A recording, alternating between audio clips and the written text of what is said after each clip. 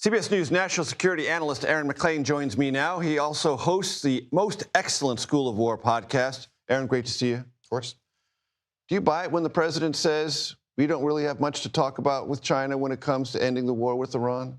Well, there's a couple of aspects to that question, Major. The first is, would China have the sway over Iran to even accomplish the kinds of things America would find it helpful? Even exert some subtle pressure. That's right. And I think the answer, by the way, is yes. Iran has a lot of sway over Iran. But then the second question China has a lot of sway over Iran. China has a lot of sway over Iran. The second question, however, is would they, under any circumstances, spend the kind of capital they would need to spend to do that to help Donald Trump out? There, I think it's substantially murkier what the road ahead would be. And of course, the Chinese have plenty of concessions that they would like President Trump to make to them on issues that they see as zero-sum issues, Taiwan, for example. Exactly. What about the Chinese economic ties with Iran, particularly what travels to them in terms of energy through the Strait of Hormuz? Is that a leverage point for the president? So the fact is China has been getting less and less of its energy from the Strait of Hormuz in recent years. China looks at the world very differently than Donald Trump looks at the world. China looks at the world in a zero-sum fashion, in a world that's increasingly dangerous, in a world where it can be encircled. And it's been focusing on maximizing energy production at home, electrifying its country, getting power from its coal and transforming it into electricity. That's it. It does buy a lot of oil from Iran. It does get stuff from the Gulf. The Gulf being closed off at the Strait of Hormuz is net harmful to everyone, including China, but they probably are a little bit better off than some of their neighbors right now. So not quite as in the pain point. So it's an irritant, but it does not bring them to their knees or anywhere close. Certainly not in any time soon. So Aaron, you know, in the Middle East, lots of people, lots of nations play both sides against the middle. Relations that are conducted in public are sometimes not always reflective of relationships that are going on in private. Today, there was some interesting Q&A between Lindsey Graham, the Republican senator from South Carolina, Dan Kane, the chairman of the Joint Chiefs, and Pete Hegseth, the defense secretary, about Pakistan, right, which has tried to assert itself as a mediating host nation to conversations between Iran and the United States. Please, let's listen.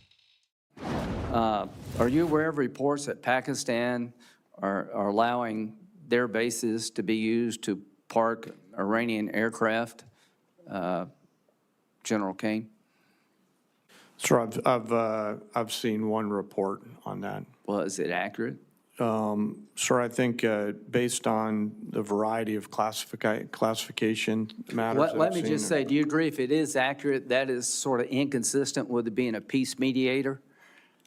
Sir, I wouldn't want to comment on that based on the ongoing negotiations and Pakistan's role. Secretary Hegseth, if the mediator is allowing reconnaissance aircraft in Iran to be parked in Pakistani air bases, do you think that's consistent with being a fair mediator? I wouldn't want to get in the middle of these negotiations. Yeah. I want well, maximum I do. efficacy I for want our to get in the people. middle of these negotiations. I don't trust Pakistan as far as I can throw them. If they actually do have Iranian aircraft parked in Pakistan bases to protect Iranian military assets, that tells me we should be looking maybe for somebody else to mediate. No wonder this damn thing is going nowhere. Nowhere, this damn thing is going nowhere. No wonder, rather.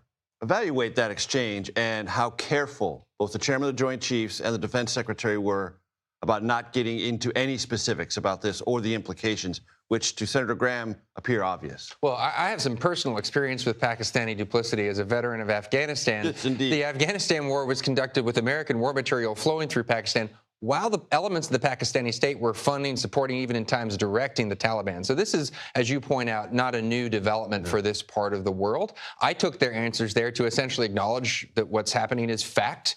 The fact that they didn't want to respond to it substantively indicates to me that it's an uncomfortable fact. It's not a great look for an impartial mediator to essentially be, should hostilities resume, the military consequence would be that we're very unlikely, of course, to strike targets on an airfield in Pakistan. So those planes essentially are out of bounds should there be a new round of military strikes. But Pakistan is the channel. That's the channel the Trump administration is working with, and they don't want to spoil that for whatever reason. And the president had no discouraging words today about Pakistan, which is also worth noting. Aaron MacLean, always great. Thanks so much.